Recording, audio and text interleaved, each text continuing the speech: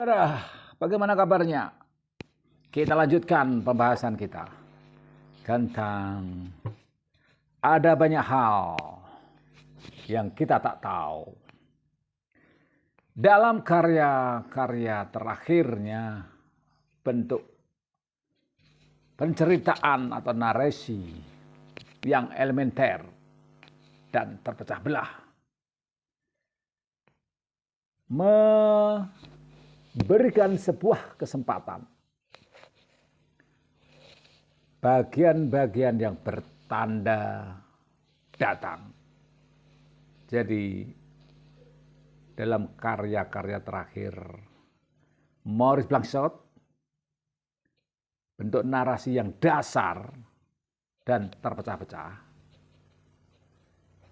mendatangkan bagian-bagian yang bertanda. Seakan-akan berurutan yang dapat diatur ulang sebagaimana dikehendaki pembaca. Itulah kelebihan dari sebuah penceritaan narasi, di akhir dapat memberikan suatu kesempatan kepada pembaca untuk menyusun kembali sesuai dengan kehendak, kemauan mereka. Nah, di sini Maurice Blanchot dengan efektif menulis dan memberi kesempatan untuk dominannya ketidaktentuan secara luas. Jadi dominan ketidakketentuan. Hal-hal yang tidak tentu itu dapat mendominasi pada banyak hal di dalam pengertian pembaca. Dan pembaca ini pun memberi pemaknaan mereka dapat dengan bebas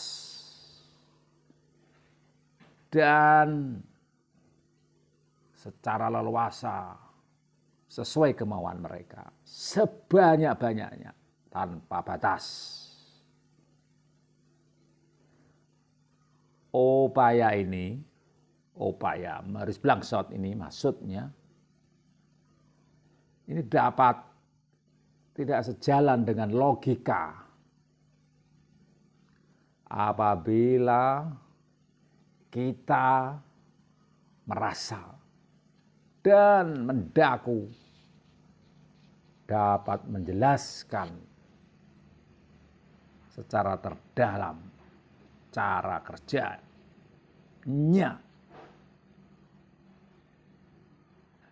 Namun sesungguhnya lebih disukai sifat kehati-hatian kita tetap kita miliki sebagai pembaca.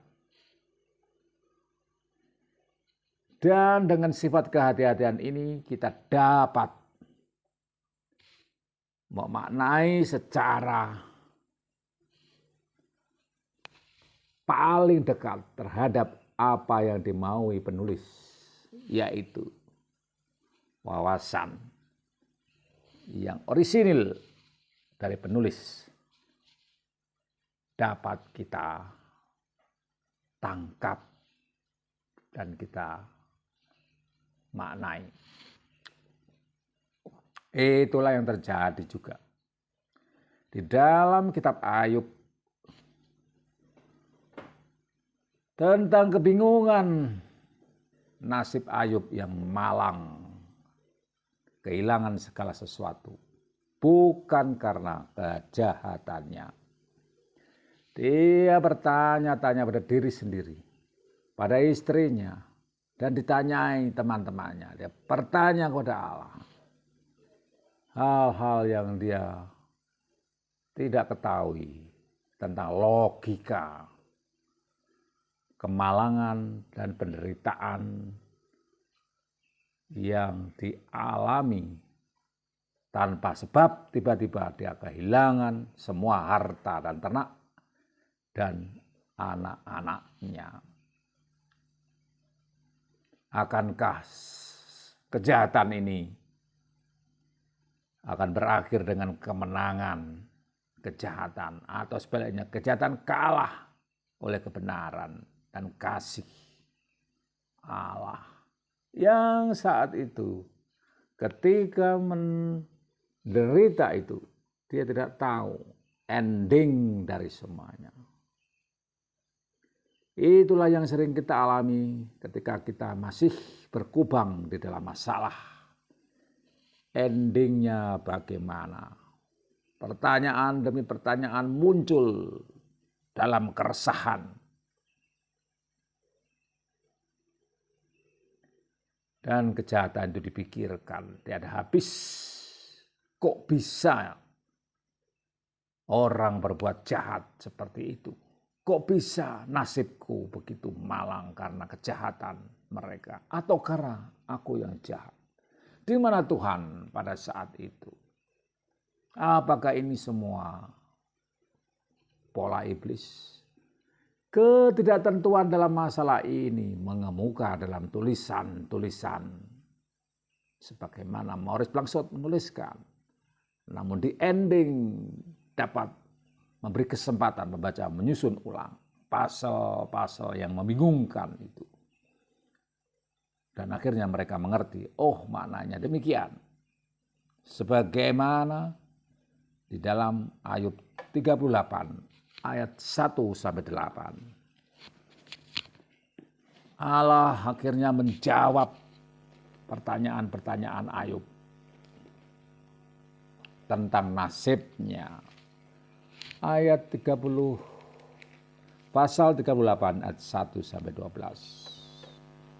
Maka dari dalam badan Tuhan menjawab Ayub, siapakah dia yang menggelapkan keputusan dengan perkataan-perkataan yang tidak berpengetahuan?